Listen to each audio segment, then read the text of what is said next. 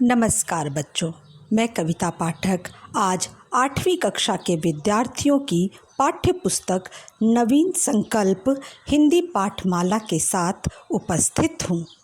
पंच परमेश्वर कहानी के पूर्वार्ध में हमने जाना कि जुम्मन शेख और अलगू चौधरी में गाढ़ी मित्रता थी। दोनों को एक दूसरे पर अटूट विश्वास था। मित्रता का मूल मंत्र भी तो यही है। उनके विचार मिलते थे।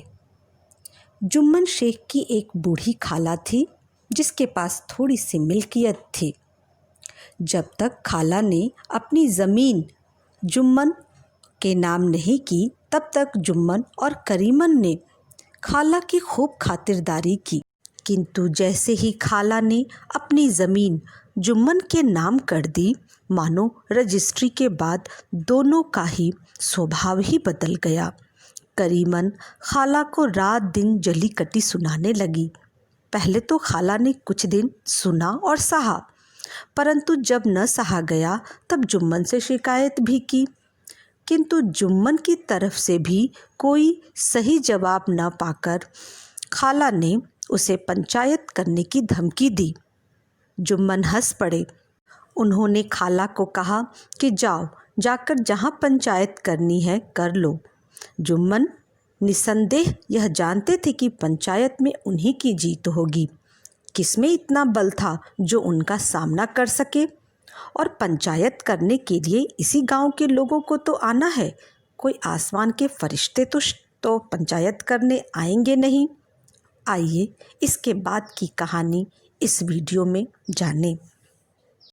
इसके बाद कई दिन तक बूढ़ी खाला हाथ में लकड़ी लिए आसपास के गांव में दौड़ती रही। कमर झुककर कमान हो गई थी। बिरला ही कोई भला आदमी होगा जिसके सामने बुढ़िया ने दुख के आंसू न बहाए हों। ऐसे न्यायप्रिय दयालु दीन वत्सल पुरुष बहुत कम थे जिन्होंने उस अबला के दुखड़े को गौर से सुना हो और उसको सांत्वना दी हो। चारों ओर घूम घाम कर बेचारी अलगू चौधरी के पास आई और बोली, बेटा तुम भी दम भर के लिए मेरी पंचायत में चले आना। अलगू ने कहा, यूँ आने को आ जाऊंगा मगर पंचायत में मुंह न खोलूँगा। खाला ने पूछा, क्यों बेटा? अलगू ने कहा, अब इसका क्या जवाब दूँ? अपनी खुशी। जुम्मन मेरा पुराना मित्र है, उससे बिगाड़ नहीं कर सकता। खाला ने कहा, बेटा क्या बिगाड़ के डर से ईमान की न कहोगे? अलगू इस सवाल का कोई उत्तर न दे सका, पर उसके हृदय में ये शब्द गूंज रहे थे, क्या बिगाड़ के डर से ईमान की बात न कहोगे? संध्या समय एक पेड़ के नीचे पंचायत बैठी। शेख जुम्मन ने पहले से ही फर्श बिछा रखा था। उन्होंने पान, इलायची, हुक्के, तंबाकू आदि का प्रबंध भी किया था। हाँ, स्वयं अलबत्ता अलगू चौधरी के साथ जरा दूर पर बैठे हुए थे। जब पंचायत में कोई आ जाता था तब दबे हुए सलाम से उसका स्वागत करते थे। पंच लोग बैठ गए तो बूढ़ी खाला ने उनसे विनती की, पंचों आज 3 साल हुए मैंने अपनी सारी जायदाद अपने भांजे जुम्मन के नाम लिख दी थी। इसे आप लोग जानते ही होंगे। जुम्मन ने मुझे ताहयात रोटी कपड़ा देना कबूल किया।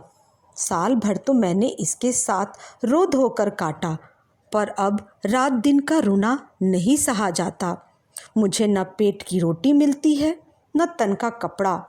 बेकस बेवा हूँ, कचहरी दरबार नहीं कर सकती। मैं पंचों का हुक्म सिर माथे पर चढ़ाऊंगी। रामधन मिश्र, जिनके कई आसामियों को जुम्मन ने अपने गांव में बसा लिया था, बोले, जुम्मन मियाँ किसे पंच बदते हो? अभी से इसका निपटारा कर लो, फिर जो कुछ पंच कहेंगे वही मानना पड़ेगा। जुम्मन को इस समय सदस्यों में विशेषकर वे ही लोग दीख पड़े जिनसे किसी न किसी कारण उसका वैमनस्य था। जुम्मन बोले, खाला जान जिसे चाहें उसे पंच बनाए। खाला ने चिल्लाकर कहा, अरे अल्लाह के बंदे, पंचों का नाम क्यों नहीं बता देता? जुम्मन ने क्रोध से कहा, मेरा मुंह न खुलवाओ, तुम जिसे चाहो पंच बना लो। खाला जान ने अलगू को अपना सरपंच बनाया। जुम्मन शेख आनंद से फूल उठे, परंतु भावों को छिपाकर बोले, अलगू ही सही, मेरे लिए जैसे रामधन वैसे अलगू। अलगू इस झमेले में फंसना नहीं चाहते थे। वे कन्नी काटने लगे। खाला ने गंभीर स्वर में कहा, बेटा, दोस्ती के लिए कोई अपना ईमान नहीं बेचता। पंचों के दिल में खुदा बसता है। पंचों के मुंह से जो बात निकलती है वह खुदा की तरफ से निकलती है। अलगू चौधरी सरपंच हुए। रामधन मिश्र और जुम्मन के दूसरे विरोधियों ने बुढ़िया को मन में बहुत कोसा। अलगू चौधरी को सरपंच के पद पर देखकर जुम्मन को बड़ी प्रसन्नता हुई। जुम्मन को पूरा विश्वास था कि अब बाजी मेरी है। अलगू यह सब दिखावे के लिए बातें कर रहा है, अतएव शांत चित्त होकर बोले कि खाला जान ने अपनी जायदाद मेरे नाम लिख दी थी। आज तक मैंने खाला जान को कोई तकलीफ़ नहीं दी। मैं उन्हें अपनी माँ के समान समझता हूँ। उनकी खिदमत करना मेरा फ़र्ज़ है। मगर औरतों में ज़रा अनबन रहती है, इसमें मेरा क्या बस है।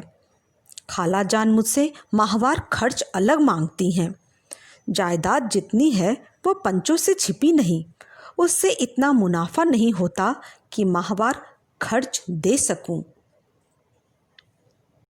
अलगू चौधरी को हमेशा कचहरी से काम पड़ता था, अतएव वह पूरा कानूनी आदमी था। उसने जुम्मन से जिरह शुरू की।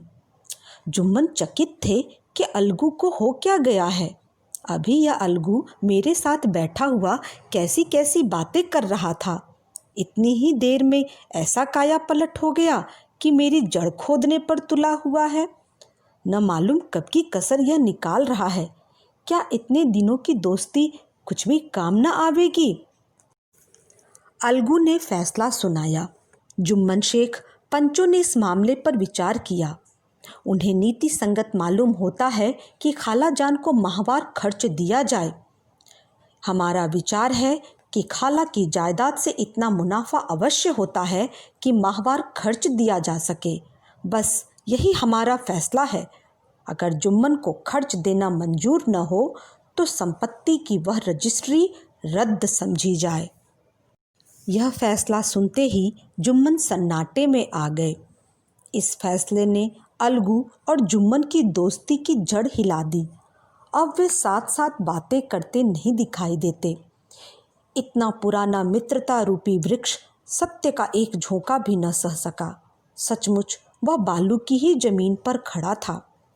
उनमें अब शिष्टाचार का अधिक व्यवहार होने लगा। एक दूसरे की आवभगत ज़्यादा करने लगे। जुम्मन के चित्त में मित्र की कुटिलता आठों पहर खटा करती थी।